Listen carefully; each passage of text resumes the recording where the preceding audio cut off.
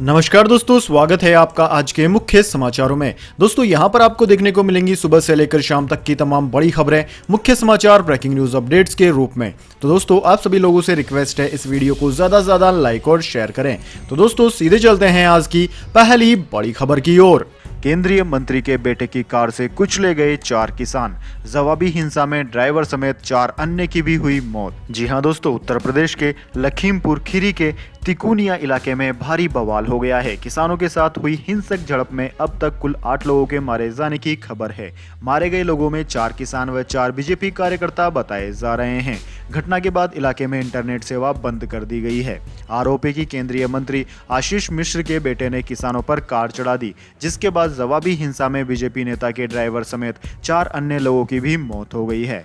बताया जा रहा है कि यह किसान मंत्री के खिलाफ प्रदर्शन करने जा रहे थे।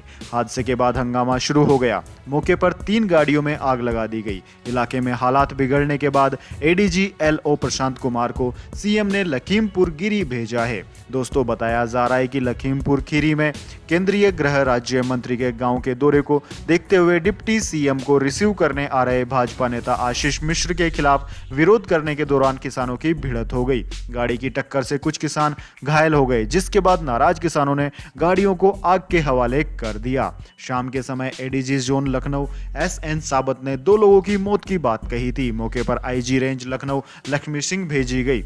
आसपास के थानों की फोर्स को भी लगाया गया है। लखीमपुर खीरी जिला अस्पताल के डॉक्टर ललित कुमार ने बताया कि 2 लोग मृत अवस्था में अस्पताल लाए गए थे। तजिंदर सिंह को काफी चोटें लगी है, उन्हें प्राथमिक उपचार दिया गया है। उनकी हालत गंभीर है, हम उन्हें दूसरे अस्पताल में रेफर कर रहे हैं। इसके बाद दोस्तों अगली बड़ी खबर, फिर सिद्धू के आगे झुके कांग्रेसी। सीएम चन्नी ने कहा पार्टी प्रमुख से परामर्श के बाद होगी एडीजीपी की नियुक्ति। जी हां दोस्तों, पंजाब के मुख्यमंत्री चरणजीत सिंह चन्नी ने रविवार को कहा कि एडीजीपी के नाम को प्रदेश अध्यक्ष नवजोत सिंह सिद्धू सभी मंत्रियों और विधायकों से सलाह मशवरा करने के बाद अंतिम रूप दिया जाएगा। मुख्यमंत्री चन्नी ने कहा कि डीजीपी की नियुक्ति कानून के तहत की जाएगी और राज्य सरकार ने 30 साल के अनुभव वाले सभी वरिष्ठ पुलिस अधिकारियों का पैनल केंद्र को भेज दिया है। चन्नी ने कहा कि डीजीपी के नाम पर अभी कोई फैसला नहीं हुआ है। दरअसल दोस्तों, प्रदेश के पुलिस महानिदेशक डीजीपी के तौर पर इकबालप्रीत सिंह सहोता की नियुक्ति ने मुख्यमंत्री चन्नी और सिद्धू के बीच विवाद खड़ा कर दिया है, क्योंकि सिद्धू ने कुछ दिन पहले ही डीजीपी की नियुक्ति पर अपनी आपत्ति व्यक्त करते हुए पंजाब कांग्रेस प्रमुख के पद से इस्तीफा दे दिया था। लेकिन चन्नी ने एक कदम पीछे हटते हुए कहा कि वह नियुक्तियों को लेकर सख्त नहीं है। उन्होंने कहा कि नवजोत सिंह सिद्धू अपनी प्रतिक्रिया दे सकते हैं और पार्टी उन पर विचार करेगी। इसके साथ ही चन्नी ने सिद्धू को बातचीत के लिए न्योता भी दिया। बैठक के बाद सिद्धू कथित तौर पर संतुष्ट थे और उन्होंने अपने पद पर बने रहने का फैसला भी किया है। इसके बाद दोस्तों अगली बड़ी खबर, बॉलीवुड अभिनेता शाहरुख खान के बेटे आर्यन हुए अरेस्ट। हॉलीडे कोर्ट ने 1 दिन की एनसीबी कस्टडी में भेजा। अब तक 9 लोग हो चुके हैं गिरफ्तार। जी हां दोस्तों, शाहरुख खान के बेटे आर्यन को ड्रग केस में अरेस्ट किया गया है। नारकोटिक्स कंट्रोल ब्यूरो ने रविवार को उन्हें हॉलीडे कोर्ट में पेश किया। कोर्ट ने आर्यन और उनके साथ अरेस्ट किए गए अरबाज मर्चेंट और मुनमुन धमीच को 1 दिन के लिए एनसीबी की कस्टडी में भेज दिया है। इसके बाद एनसीबी की टीम तीनों को वापस अपने दफ्तर ले आई है। इधर दोस्तों रविवार देर रात एनसीबी ने इसी मामले में हिरासत में लिए गए 5 और लोगों को गिरफ्तार कर लिया। इन 5 के नाम है नुपुर सारिका, इस्मात सिंह, मोहक जसवाल, विक्रांत छोकर और गोमित चोपड़ा। इन सभी को एनसीबी सोमवार को कोर्ट में पेश कर जुडिशियल कस्टडी की मांग करेगी। दोस्तों जानकारी के मुताबिक एक अन्य व्यक्ति को एनसीबी ने बेलापुर से गिरफ्तार किया। इस तरह केस में कुल 9 लोगों की गिरफ्तारी अब तक हो चुकी है। कोर्ट में सरकारी वकील अद्वैत सेतना ने कहा कि एनसीबी की तरफ से हम आर्यन खान, अरबाज और मुनमुन धमीज की रिमांड मांगते हैं। आरोपियों के पास वे व्हाट्सएप चैट मिले हैं जिनकी जांच जारी है। इसके अलावा आरोपियों से प्रतिबंधित ड्रग भी मिली है, उसके सोर्स और लिंक्स खंगालने की जरूरत है। सेतना ने कहा कि व्हाट्सएप चैट से पता चलता है कि आरोपी ड्रग कंजप्शन और ड्रग नेक्सस से जुड़े हुए हैं। इसके बाद स्टेट्स बनाम अनिल शर्मा केस का हवाला देते हुए सेतना ने जमानती धारा में आर्यन की कस्टडी की मांग की। इसके बाद दोस्तों अगली बड़ी खबर, बेल्जियम के सांसद ने पाकिस्तान को बताया दुनिया के लिए खतरा, बोले उसका बायकॉट करो। जी हां दोस्तों, आतंकवाद को मिलने वाला पाकिस्तानी सपोर्ट किसी से छिपा नहीं है। तालिबान का साथ देकर पाकिस्तान ने इस बात को साबित भी कर दिया है। इसके बाद अब अंतर्राष्ट्रीय स्तर पर पाकिस्तान की आलोचना शुरू हो गई है। उत्तरी यूरोप के देश बेल्जियम ने पाकिस्तान समर्थित आतंकवाद पर चिंता जाहिर की है। एक कार्यक्रम में शामिल हुए बेल्जियम के सांसद फिलिप डेविंटर ने पाकिस्तान को आतंकी देश बताते हुए उसकी एक्टिविटी पर चिंता जाहिर की है। उन्होंने कहा है कि बेल्जियम को आतंकवादियों का समर्थन करने वाले पाकिस्तान के साथ किसी तरह का रिश्ता नहीं रखना चाहिए। तालिबान की तरह ही पाकिस्तान भी दुनिया के लिए एक खतरा है। डेवेंडेर ने कहा कि पाकिस्तान काफी पहले से अंतर्राष्ट्रीय आतंकवाद को बढ़ावा देता आया है, आगे भी देता रहेगा। इसलिए दुनिया भर के देशों को इकट्ठा होकर पाकिस्तान का बायकॉट करना चाहिए।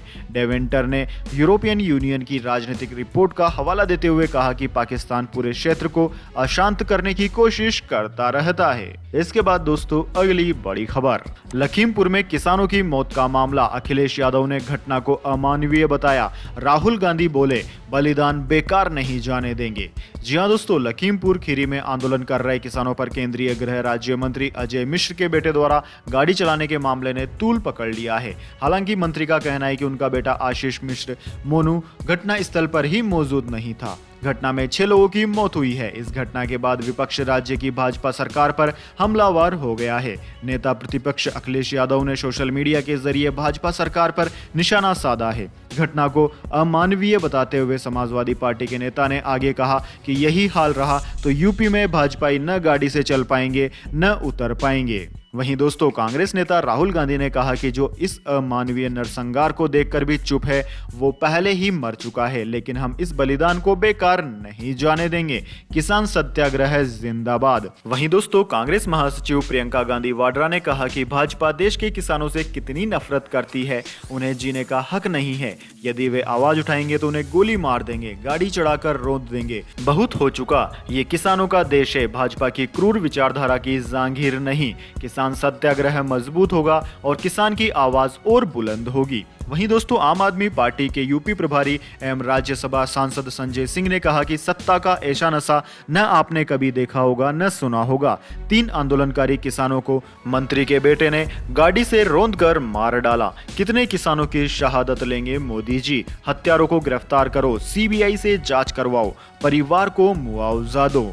इसके बाद दोस्तों अगली बड़ी खबर, आईसीयू फुल, अस्पतालों में स्टाफ की आई कमी। अमेरिका के कई राज्यों पर फूटा कोरोना के डेल्टा वेरिएंट का कहर। जी हां दोस्तों, अमेरिका में कोविड-19 से बचाव के लिए टीकाकरण की उच्च दर के बावजूद न्यू इंग्लैंड राज्य के अधिकतर हिस्सों में बढ़ता संक्रमण याद दिला रहा है कि कोरोना वायरस का डेल्टा स्वरूप कितना घातक है। इस इलाके के सभी अस्पतालों की गहन चिकित्सा इकाई मरीजों से भर गई है और कर्मचारियों की कमी देखने को मिल रही है। सरकारी कर्मचारी टीकाकरण नहीं कराने वालों से टीका लगवाने के लिए अनुरोध कर रहे हैं, क्योंकि अब माना जा रहा है कि 90% टीकाकरण के बाद ही सामुदायिक प्रतिरोधक क्षमता विकसित होगी। वर्मोंट राज्य में कोविड-19 के आंकड़ों पर निगरानी रखने वाले वित्तीय नियामक के आयुक्त माइकल फिसियांक ने कहा कि यह स्पष्ट तौर पर हम सभी को हताश करने वाली स्थिति है। हम चाहते हैं कि स्कूल में बच्चे सुरक्षित रहें। हम चाहते हैं कि अभिभावक अपने बच्चों की सेहत और शिक्षा को लेकर चिंतित नहीं हो। एसोसिएट प्रेस के आंकड़ों के मुताबिक अमेरिका के 5 सबसे अधिक टीकाकरण लक्ष्य प्राप्त करने वाले राज्यों में new England, Vermont, Connecticut, main, Rhode Island और मैसाचुसेट्स हैं, जबकि न्यू हैम्पशायर का स्थान 10वां है। इसके बावजूद किसी न किसी कारण से सैकड़ों हजारों लोगों ने टीका नहीं लगवाया और असुरक्षित हैं। इस वजह से अमेरिका में कोविड-19 के मामले लगातार बढ़ रहे हैं। और दोस्तों, वर्तमान की बात की जाए तो वर्तमान में पूरी दुनिया में सबसे ज्यादा मामले फिलहाल अमेरिका में ही कोरोना के पाए जा रहे हैं। इसके बाद दोस्तों अगली बड़ी खबर, सिक्किम में 1 जनवरी से नहीं बिकेगा बोतल बंद पानी, मुख्यमंत्री ने किया ऐलान। जी हां दोस्तों, प्लास्टिक के इस्तेमाल के खिलाफ बड़ी पहल करते हुए सिक्किम ने 1 जनवरी से राज्य में बोतल बंद पानी पर बैन लगाने की घोषणा की है। इसके बाद लोगों को पानी के लिए अपने खुद के थर्मस या दूसरे साधनों का इंतजाम करना पड़ेगा। मुख्यमंत्री PS तमांग ने कहा कि प्लास्टिक बोतल बंद पानी राज्य में पर्यावरण प्रदूषण बढ़ा रहा है। लोग पानी की बोतल यूज करने के बाद जहां तहां उसे फेंक देते हैं। इसके चलते न केवल राज्य की खूबसूरती खराब हो रही है, बल्कि पर्यावरण का भी गंभीर संकट पनप रहा है। गांधी जयंती के मौके पर आयोजित एक स्वच्छता कार्यक्रम को संबोधित करते हुए मुख्यमंत्री तमांग ने कहा कि 1 जनवरी 2022 से सिक्किम में बोतल बंद पानी का इस्तेमाल पूरी तरह प्रतिबंधित होगा। राज्य में ऐसे कई प्राकृतिक स्रोत हैं जहां से ताज़ा और अच्छी क्वालिटी का पीने का पानी मिलता है। पैकेज्ड पानी पर बैन के बाद सरकार प्राकृतिक स्रोतों से लोगों को वाटर सप्लाई करेगी, यानी लोग प्रदेश के किसी भी हिस्से में शुद्ध पानी पी सकेंगे। उन्होंने कहा कि सिक्किम में अब सभी को प्लास्टिक बोतल बंद पानी की बोतलों से दूर रहना होगा और प्राकृतिक जल संसाधनों को चुनना होगा। पैकेज्ड वाटर बनाने वाली कंपनियों को अपने मौजूदा स्टॉक को खत्म करने के लिए 3 महीने का बफर टाइम दिया गया है। इसके बाद उन्हें कोई टाइम नहीं दिया जाएगा। वैसे दोस्तों, आपको क्या लगता है, क्या पूरे देश में भी प्लास्टिक में बंद पानी को बंद कर देना चाहिए या फिर नहीं? कमेंट में अपनी राय जरूर दें। इसके बाद दोस्तों, अगली बड़ी खबर, पेट्रोल डीजल प्राइस टुडे, लगातार चौथे दिन बढ़ा तेल का भाव। जानिए क्या है आज पेट्रोल और डीजल की कीमतें। जी हाँ दोस्तों, तेल की कीमतों में बढ़ोतरी लगातार जारी है। आज लगातार चौथे दिन पेट्रोल और डीजल की कीमतों में बढ़ोतरी की गई है। तेल की कीमतें बढ़ने के कारण सरकारी तेल कंपनियां HPCL, BPCL और IOC ने आज पेट्रोल के दाम में 25 पैसे प्रति लीटर का इजाफा किया, जबकि डीजल के दाम में 29 पैसे प्रति लीटर की बढ़ोतरी कर दी है। इसके बाद दोस्तों, अब राष्ट्रीय राजधानी दिल्ली में पेट्रोल की कीमत 102 रुपए 39 पैसे प्रति लीटर, जबकि 1 लीटर डीजल का भाव 90 रुपए 77 पैसे प्रति लीटर हो गया है। इसके अलावा दोस्तों, देश के कुछ राज्य ऐसे भी है जहां पर पेट्रोल 110 रुपए को पार कर गया है। वैसे दोस्तों, आपके राज्य में पेट्रोल डीजल की क्या है कीमतें, कमेंट में जरूर बताएं। इसके बाद दोस्तों, अगली बड़ी खबर, भवानीपुर में बम्पर जीत के बाद बोली ममता बनर्जी, नंदीग्राम की साजिश का जनता ने दिया मुंह तोड़ जवाब। जी हां दोस्तों, पश्चिम बंगाल की मुख्यमंत्री ममता बनर्जी ने भारी मतों से भवानीपुर उपचुनाव में जीत हासिल कर ली है। उन्होंने बीजेपी की उम्मीदवार प्रियंका टिम्बरवाल को 58,000 से ज्यादा वोटों से हरा दिया। ममता बनर्जी की जीत के बाद TMC कार्यकर्ता जश्न मना रहे हैं। उपचुनाव में बड़ी जीत के बाद ममता बनर्जी ने कहा कि केंद्र ने साजिश करके हमें हटाने का बंदोबस्त किया था, लेकिन जनता ने हमें जीत दिला दी, हमें पांव में चोट दी ताकि हम चुनाव नहीं लड़ पाए। ममता ने कहा कि नंदीग्राम में रची गई साजिश का भवानीपुर के लोगों ने मुंह तोड़ जवाब दिया है। मेरे चुनाव का मामला कोर्ट में है, इसलिए मेरा बोलना उचित नहीं है, लेकिन चुनाव आयोग ने 6 महीने के अंदर उपचुनाव कराया है। दोस्तों, आपकी जानकारी के लिए बता दें, 21वें राउंड की काउंटिंग तक ममता बनर्जी ने 58,000 से ज्यादा वोटों की बढ़त बना ली है। ममता बनर्जी को 84,709 वोट मिले, जबकि बीजेपी उम्मीदवार प्रियंका टिम्बरवाल को 26,320 ही वोट मिले हैं। इसके बाद दोस्तों, जान लेते हैं पूरी दुनिया और भारत में क्या है कोरोना महामारी की ताजा स्थिति।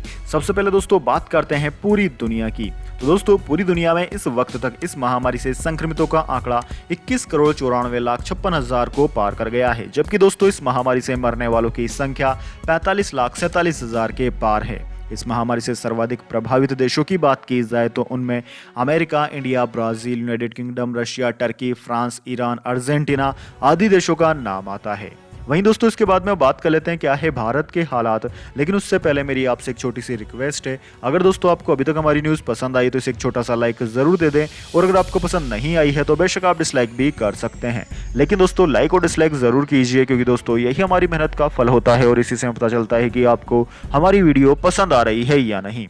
तो दोस्तों जल्दी से जान लेते हैं क्या है भारत के हालात। दोस्तों, भारत में इस वक्त तक इस महामारी से संक्रमित लोगों का आंकड़ा 3,38,13,000 को पार कर गया है, जबकि दोस्तों इस महामारी से मरने वालों की संख्या 4,48,000 के पार है। इस महामारी से सर्वाधिक प्रभावित राज्यों की बात की जाए तो उनमें महाराष्ट्र, केरला, कर्नाटक, तमिलनाडु, आंध्र प्रदेश, उत्तर प्रदेश, वेस्ट बंगाल, दिल्ली आदि राज्यों का नाम आता है। वहीं दोस्तों फिलहाल पिछले 24 घंटे की बात की जाए तो पिछले 24 घंटों के दौरान केरला सबसे ज्यादा प्रभावित राज्य रहा है। केरल में पिछले 24 घंटों के दौरान 13,000 से ज्यादा नए मामले सामने आए हैं। इसके बाद दोस्तों अगली बड़ी खबर, काबुल में मस्जिद के बाहर हुआ जोरदार धमाका, 5 लोगों के मारे जाने की है खबर। जी हां दोस्तों, अफगानिस्तान की राजधानी काबुल में रविवार को एक मस्जिद के गेट को निशाना बनाकर किए गए धमाके में 5 नागरिकों की मौत हो गई है। दोस्तों आपकी जानकारी के लिए बता दें, काबुल की ईदगाह मस्जिद में तालिबान के प्रवक्ता ज़बीउल्लाह मुजाहिद की मां की स्मृति में प्रार्थना का आयोजन किया जा रहा था और ठीक उसी जगह को निशाना बनाकर यह धमाका किया गया। दोस्तों आपकी जानकारी के लिए बता दें, इस हमले के लिए किसी ने तत्काल जिम्मेदारी फिलहाल नहीं ली है। हालांकि अगस्त के बीच में तालिबान के अफगानिस्तान पर कब्जे के बाद इस्लामिक स्टेट आतंकी समूह की ओर से किए जाने वाले हमलों में बढ़ोतरी हुई है। ऐसे में दोनों चरमपंथी समूहों के बीच संघर्ष और गहराने की संभावना बढ़ गई है। दोस्तों आईएस पूर्व प्रांत नरसंहार में दबदबा रखता है और तालिबान को दुश्मन मानता है। आईएस ने तालिबान के खिलाफ कई हमलों का दावा किया है, जिसमें प्रांतीय राजधानी जलालाबाद में कई हत्याएं शामिल है। काबुल में हमलों की तादाद काफी बढ़ गई है। अब दोस्तों जब से अफगानिस्तान की सरकार को तालिबान ने हटाया है, तब से इन हमलों की संख्या में और ज्यादा इजाफा होता जा रहा है। इसके बाद दोस्तों अगली बड़ी खबर, दिवाली से पहले केंद्रीय कर्मचारियों को मिली गुड न्यूज। इस महीने से फिर 3% बढ़ेगा महंगाई भत्ता। जी हां दोस्तों, लंबे समय से महंगाई भत्ता का इंतजार कर रहे कर्मचारियों को 1 जुलाई से महंगाई भत्ता और पेंशनर्स के लिए महंगाई राहत यानी कि डीए और डीआर 28% मिलना शुरू हो चुका है। केंद्र सरकार ने महंगाई भत्ता यानी कि डीए को 17% से बढ़ाकर 28% कर दिया है। इसी बीच अब कर्मचारियों के लिए एक और गुड न्यूज है कि दिवाली से पहले 3% महंगाई भत्ता और बढ़ने की उम्मीद है। अगर ऐसा हुआ तो कुल महंगाई भत्ता 31% हो जाएगा, यानी कि ये दिवाली केंद्रीय कर्मचारियों के लिए पहले ही रोशनी ला सकती है। कर्मचारी यूनियन की मांग है कि सरकार को जल्द ही 3% महंगाई भत्ता बढ़ाने का ऐलान करना चाहिए, ताकि कर्मचारियों को महंगाई से थोड़ी राहत मिल सके। इसके बाद दोस्तों अगली बड़ी खबर, सड़क पर तेज गाड़ी भगाने वाले हो जाएं सावधान। नए सिस्टम में झट से कटेगा चालान और डीएल हो जाएगा रद्द।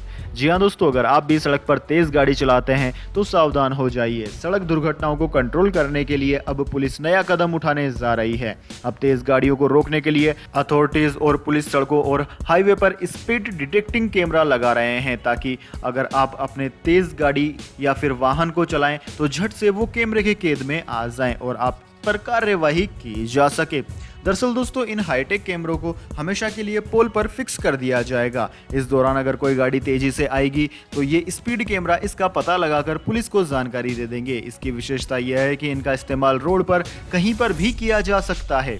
तो अब आपकी गाड़ी पर पुलिस की पैनी नजर हर वक्त रहेगी, किसी चौराहे पर नहीं, बीच सड़क पर भी आपकी गाड़ी पुलिस की नजर में रहेगी। दोस्तों दिल्ली हरियाणा के रास्ते में इस सिस्टम को देखा गया है। यहाँ पुलिस ने गाड़ी के पीछे अपना स्पीड डिटेक्शन सिस्टम लगा रखा है। इधर कैमरों की मदद से जो भी गाड़ी आ रही है उसके स्पीड का पता लगाकर उसे रोक लिया जा रहा है और उसका चालान किया जा रहा है। दोस्तों आपकी जानकारी के लिए बता दें, स्पीड ट्रैप कैमरा को पुलिस ने मारुति सुजुकी अर्टिगा में इंस्टॉल किया है। इस दौरान एक ऑपरेटर लगातार कैमरे को चलाता रहता है। और अगर दोस्तों आप इस नियम की अवहेलना करते हैं यानी कि ओवर स्पीडिंग करते हैं तो आप पर 2000 रुपए का चालान हो सकता है। इसके अलावा 2000 रुपए के चालान के साथ साथ आपका डीएल भी रद्द किया जा सकता है।